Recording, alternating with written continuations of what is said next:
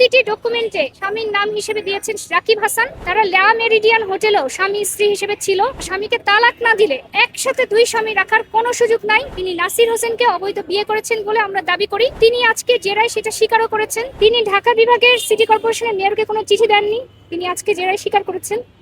তিনি ইউনিয়ন পরিষদের চেয়ারম্যান, সংশ্লিষ্ট ইউনিয়ন পরিষদের চেয়ারম্যান এসে বলেছে যে এই ধরনের কোনো চিঠি তিনি আমাদেরকেও দেন নাই। এমনকি সেই রেজিস্টার খাতা, অর্থাৎ ইউনিয়ন পরিষদের যেখানে চিঠিগুলো এন্ট্রি হয়, সেই রেজিস্টার খাতা আদালতে দাখিল করেন। আদালত সেই রেজিস্টার খাতা তলব করেন এবং সেটি আদালতের সেফ কাস্টডিতে রয়েছে। এছাড়া তাদের জাল জালিয়াতির কাগজগুলো এক্সিবিট করে আদালতে আমরা দিয়েছি প্রদর্শনী আকারে, তদন্তকারী কর্মকর্তা দিয়েছেন।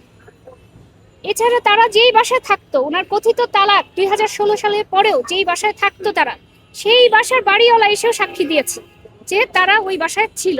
শুধু তাই নয়, তারা লা মেরিডিয়ান হোটেলেও স্বামী স্ত্রী হিসেবে ছিল। সেটার যে এন্ট্রি ডেস্কের যে ডকুমেন্টস, সেগুলি 8 নং সাক্ষী এসে অর্থাৎ লা মেরিডিয়ান হোটেলের পরিচালক হিসেবে দিয়েছেন। এবং সবচেয়ে ইন্টারেস্টিং বিষয়, তামিমা সুলতানার 2013 সালের পাসপোর্ট 18 সালে এক্সপায়ার হয়। সেখানে স্বামীর নাম ছিল রাকিব হাসান এবং তিনি আজকে জেরায় সেটা স্বীকারও করেছেন। এবং পরবর্তীতে যখন 18 সালে তিনি রিনিউ করে, সেখানেও তিনি স্বামীর নাম দিয়েছেন রাকিব হাসান, যেটা 2023 সালে এক্সপায়ার করার ডেট ছিল। শুধু তাই নয়, ওনার যত রকম চাকরির ডকুমেন্ট আছে 2016 সালের পরেও প্রতিটি ডকুমেন্টে স্বামীর নাম হিসেবে দিয়েছেন রাকিব হাসান, অর্থাৎ ওনার ডকুমেন্টেও স্বামী ছিল রাকিব হাসান। উনি বাস্তবেও রাকিব হাসানের সাথে স্বামী স্ত্রী হিসেবে সম্পর্ক রেখেছেন। 21 সালে এসে জাস্ট বিদেশ থেকে আসার একদিন পরে এসে তিনি নাসির হোসেনকে অবৈধ বিয়ে করেছেন বলে আমরা দাবি করি। কারণ আইনে আছে একজন নারী একই সাথে দুইটি বিয়ে করতে পারবে না, দুইজন স্বামী রাখার কোনো সুযোগ নাই। আমাদের শরিয়া ল এবং দেশের আইন অনুযায়ী একজন পুরুষের একাধিক বিয়ে করলে সেই বিয়ের বৈধতা আছে, যদিও অনুমতি না নিয়ে বিয়ে করলে শাস্তি আছে, কিন্তু বিয়েগুলি বৈধ, সন্তান বৈধ।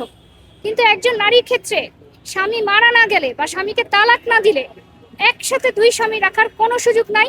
সেখানে দ্বিতীয় যে বিয়েটা হবে সেটা হবে অবৈধ, অর্থাৎ আপনার প্রথম স্বামীকে তালাক না দিয়ে অথবা প্রথম স্বামী মারা না গেলে আরেকটি বিয়ে বন্ধনে আবদ্ধ হওয়ার কোনো মুসলিম নারীর কোনোভাবেই সুযোগ নেই।